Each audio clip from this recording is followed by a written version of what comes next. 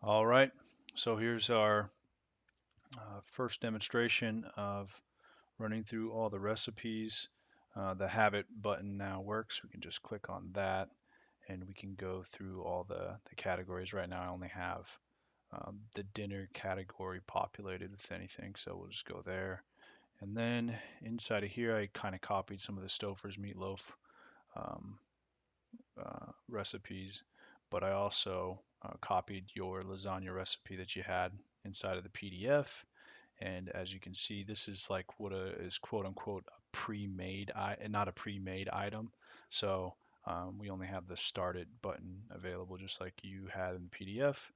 So we click on that and you can kind of see what it starts out initially. And we have, the oven temperature is at 0. So just like in the PDF, you click the do it button, it sets the oven temperature and the oven is quote unquote preheating.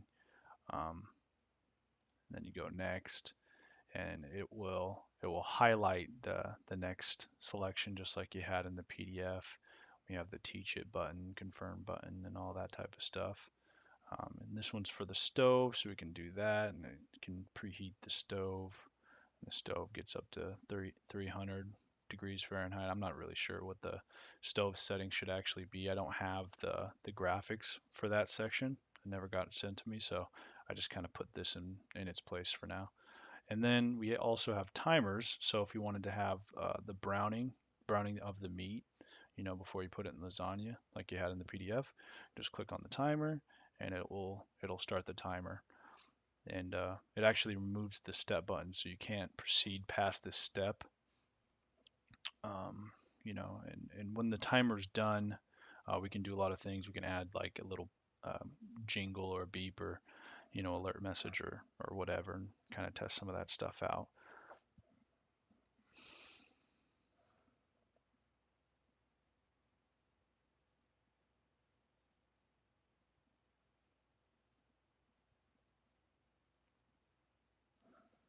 It's gonna take a little while. I said it's supposed to be, 15 minutes or something, but I set these to like a minute. It's not too bad, but it does take a little while.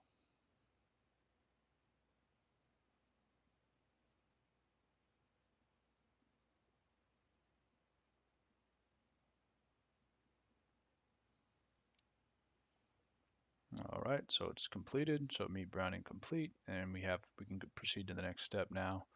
And then this just says you should drain the meat. It's not really anything that the app has to do. You go to the next step, and then this is when we start the oven. We'll start the timer. The timer started at 2 minutes. I should have set this at a little bit lower, but um, yeah, essentially these timers, we can set them for whatever we want. We can add more items to the database, and the the app will be updated, you know, auto magically, quote unquote. But uh, yeah,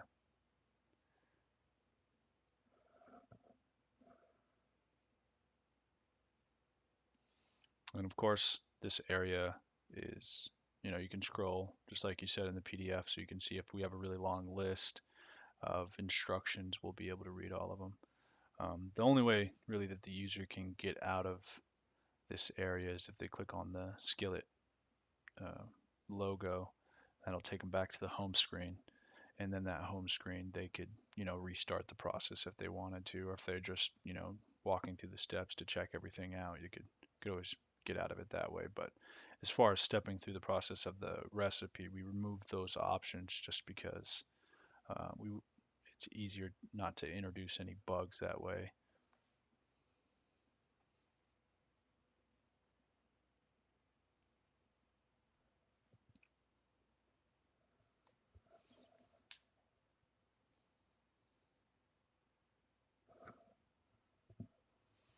We'll just let this finish. Shouldn't be too much longer. And we only have one more step, and unfortunately, that's that's another time step. So that's going to be like another a minute wait. We have to wait on here. Um, as far as that goes, I just pulled this logo from the internet, and everything else is from the PDF. I don't have any other recipes uh, from you other than the microwavable one, but it says covered cooking complete, just like in the PDF. We'll click next step. We can start that timer, and it'll start on its 1 minute trip towards completion.